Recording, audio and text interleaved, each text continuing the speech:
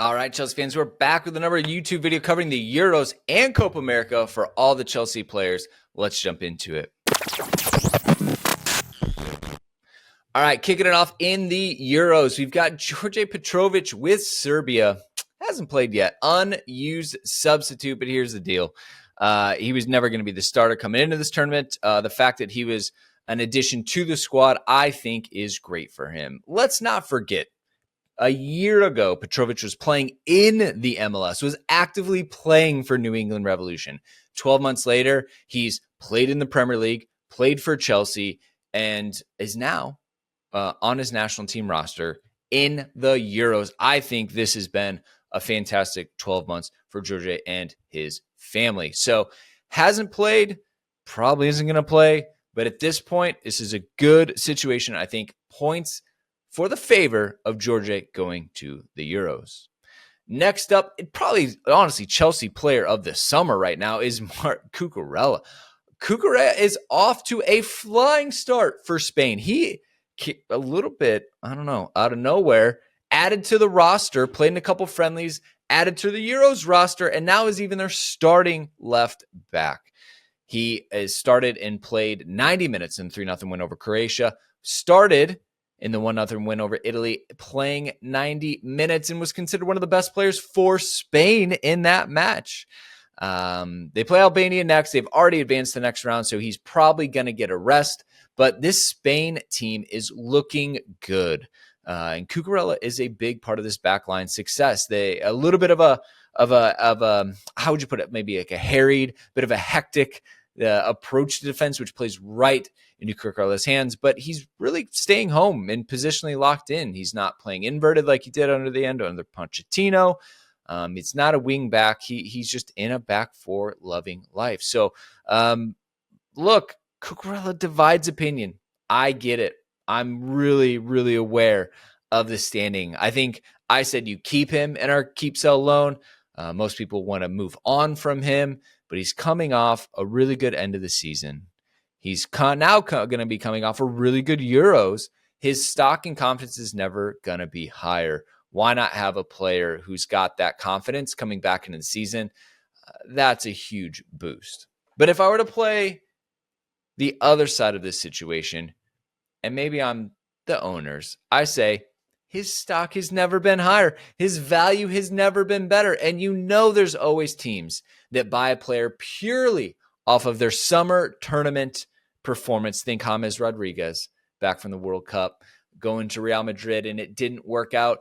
Does somebody come in, maybe even in Spain, for Cucurella, saying, hey, great tournament, we'd love to add him to the roster? Do they cash in potentially?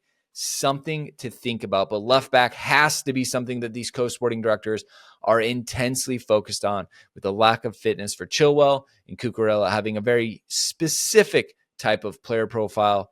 What are they going to do to fill in the gaps there? Do they keep him? Do they potentially try to sell him? I don't know, but at the end of the day, thrilled for Cucurella to be having a fantastic Euros tournament.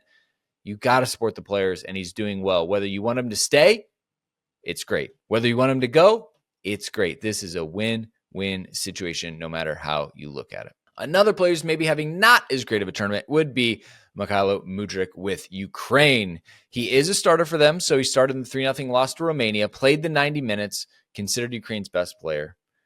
But then we have the 2-1 win over Slovakia, played 85 minutes, was involved in the buildup to their goal. Again, causing problems with his speed.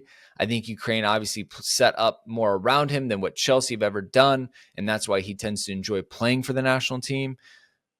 But at the end of the day, Ukraine play Belgium next. The entire group is tied on 3 points. Something's going to happen. They need points. Mudryk seems to be a catalyst for them. Again, we want to see more from him and to watch him continue to develop, right? Mudryk is one of those players that I think has something you can't teach with his speed. The big question is, can you teach him the tactics? Can you teach him the touch? Can you teach him those other things to help refine him into being this unmatchable player? That's the hard part. So we'll see. Thankfully, he's getting another summer of playing international football. I'm glad Ukraine qualified for the Euros. This is good. All of this is good for his development, for his confidence, for Chelsea. So Mudryk is, having some bright spots, right? Could be better in some areas, but hey, that's the player we know and love. So again, keep an eye on Mudryk and what he's got going on there. One thing that I will touch on here is that Ian Maatsen, while is with the Netherlands, isn't playing and looks set to leave. Aston Villa already agreeing a fee with Chelsea. Now they have to go negotiate personal terms with him. Not sure if he's going to go there. But it is looking to be a bit of a busy summer between Chelsea and Villa, if I do say so. Ian Maatsen, preseason hero last summer. We enjoyed watching him. Just didn't work with Pochettino, and now set to leave after a great loan with Dortmund, making all the way to the Champions League final. Again, this is when you add playing in the Euros, or at least going to the Euros with the national team, to the resume of a player like Ian Maatsen, it just increases his value, and it takes away the risk for other teams that want to go get him. So look, I don't think he's going to jump at Villa right away. I think he wants to wait and see what some of the other options are, maybe some of the teams that come in. But as of right now, he is a Chelsea player, so we want to cover Ian Maatsen because we've also loved watching him play for Chelsea whenever we had the chance. Armando Broja, Albania. Here's the deal. He started in that 2-1 defeat to Italy, played 77 minutes. Then he was an unused sub in the 2-2 draw against Croatia. Of course, the person replacing him scored, so I don't know what's going to happen for Albania and Broja in the next match. They play Spain, who's already advanced. They're tied in last with only 1 point, so they've got a lot to play for. But again, do Spain rotate all 11? Do they rotate 4? We'll have to see. I don't know if Broja is going to get the start necessarily against Spain. So where I see this kind of going for Armando is, unfortunately, had the ACL injury a year and a half ago at that friendly in mid-season a couple years ago. He's fought his way back. We were hoping in October, November, when we weren't scoring any goals, he was going to be the one to save us. He wasn't. Went to Fulham on loan. Unfortunately, Muniz had a record-setting second half of the Premier League season. He didn't get a sniff, and so now it looks set that he's going to leave Chelsea. Again, the fact that he's getting some minutes in the Euros is important for the club, so they can tout that and increase the value that they can get for Broja. But this seems like the right time for Chelsea and Armando to split ways, let him go, continue his career, getting 90 minutes week in, week out, help Chelsea recoup a fee and make a little bit of money off this. So it's win-win for everybody. But again, Broja featuring in the Euros, getting some minutes, but I think it might end a little bit short for them in Albania, unfortunately. All right, the big one here. Let's obviously get into it. Is Conor Gallagher and Cole Palmer, and what is going on with England? Are you kidding me? So here's the deal. In the 1-0 victory over Serbia, Gallagher came on for a sub in the 69th minute for Trent Alexander-Arnold. Cole Palmer, nothing. Then you get into the 1-1 draw against Denmark. Gallagher, sub in the 54th minute for Trent Alexander-Arnold. Cole Palmer, forgotten man on the bench. They play Slovenia next to try and advance. They're top of the group with 4 points, but they're going to need at least one more to advance the way things stand. So here's the deal. The gaffer for England has said they don't have a replacement for Calvin Phillips because they're playing 2 defensive midfielders or 2 in the pivot. It's Declan Rice and Trent Alexander-Arnold. Wild that this is how Gareth Southgate has decided to set up his team. He is collectively hampering majority of his players and not letting them play in their best position.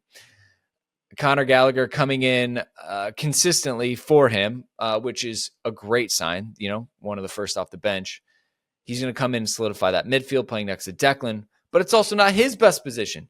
He's not a double pivot player. We've seen that at Chelsea. He's a box-to-box. He's got energy. He can tackle. He can make interceptions. And England are just not putting players in the position to get the best out of them. Obviously, the entire team is built around Harry, Jude, and Phil.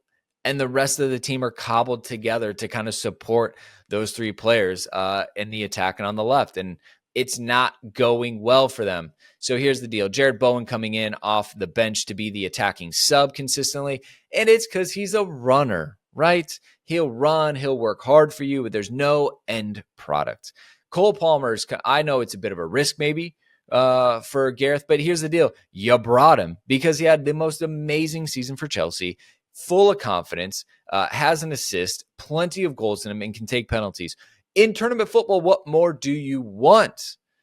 Well, apparently Gareth wants more running, which is hilarious. So the England boys not going well. To be fair, that's more of an England situation than a Cole Palmer, Conor Gallagher. The media is relentless on Southgate and the England setup right now that they want to see Cole. So, hey, maybe we'll get to see him against Slovenia. Maybe he will come in off the bench ahead of Jared Bowen. But at the end of the day, the fact that Conor and Cole are there, again, training, playing, getting some minutes, at least for Conor. Cole is getting experience to the national team. I don't know how many caps he had before this, but the fact that he's a young player at the Euros, this is great experience for him. And again, these guys are going to stay fit. They're going to stay sharp. Chance of injury is very low. So at the end of the day, do you want him on a beach hanging out or do you want him in the England camp? I'm glad Cole is there, even if he's not going to get the minutes, which I think, we'll take right now. Hey, and if England can't figure it out, that's not my problem. Because what is my problem is the Copa America as a U.S. fan, but specifically we got to hit the Chelsea angle. So Enzo Fernandez is there with Argentina. Lest you forget, he just had surgery. That's right. Carrying that injury all season, finally dipped out before the season ended, got that surgery, and he's already recovered. He did not play in the 2-0 win against Canada. He was an unused sub, but he's on the team. He's traveled. He's training, which I am fascinated that he's already recovered. It sounds like they play Chile next, and Enzo should be available, at least for, the match day squad. Do they need him? Probably not for these matches, right? And probably not for this tournament, but it will be good for him to, again, train with the Argentinian squad, be with that group, get back to fitness, stay sharp. This is perfect for Enzo. Not a lot of pressure for him to play. This isn't the World Cup. He can ease back into it, which I think is brilliant. And it seems like the Argentina staff are willing to give him that time and not rush him back, which is really good for us Chelsea fans. And then last but definitely not least is Ecuador, Moises Caicedo and Paez. This was the team I think most Chelsea fans were excited to watch, maybe even outside the Euros. For those of you who don't know, obviously Caicedo, the $100 million plus price tag, but Paez, a 17-year-old wonder kid. Chelsea signing him when he was 16 for $20 million. He's now 17. He's coming next summer with Estevao. We're going to have a couple of 18-year-old ballers from South America hitting the shores of Cobham. I know, that's not the shores. Anyways, here's the deal. They lost 2-1 to Venezuela. They got an early red card from Enner Valencia in the 20th minute, which made it an almost impossible day out for La Tree. The good news, Moises Caicedo was a monster again. He was everywhere, breaking things up defensively. He was even running in counterattacks where they were down a man, trying to find life in this game. Paez, on the other hand, was, he's playing the cam role. He's playing the number 10. When you go down a man and you got to change your team in the 20th minute, usually that's going to affect your central attacking players and everything you have going forward. So it wasn't the best day out for him, but again, bright spots.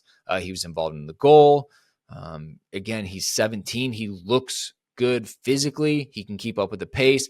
Technically, he is proficient. He is class. Go watch the highlights if you haven't yet, or even just like the compilation videos of Kendry. Really, really exciting talent from South America. And we get to see him in the U.S. in this summer. So again, 17 years old, starting in the Copa America for his country. One to watch. We're very lucky to have him. So like I said, a lot going on this summer for Chelsea. With the Euros, with the Copa America, want to keep everyone up to date on how it's going. The rest of the squad, I don't know, there feels like everyone else is injured, and we're just trying to get them back and healthy. But you're not going to have to wait too much longer. We're about a month out, I think, to the day that Chelsea's preseason will start in the United States, July 23rd, the first match. And it's about 15 days of nonstop soccer at that point. So anyways, Chelsea fans, make sure you stay posted, subscribe, check out our Discord. We got a weekly newsletter thanks to Sam, CFC Central 9, who you know and love. So go check it out. But we are done with this one. More podcasts, more videos coming at you all summer. No days off. See you, Chelsea fans.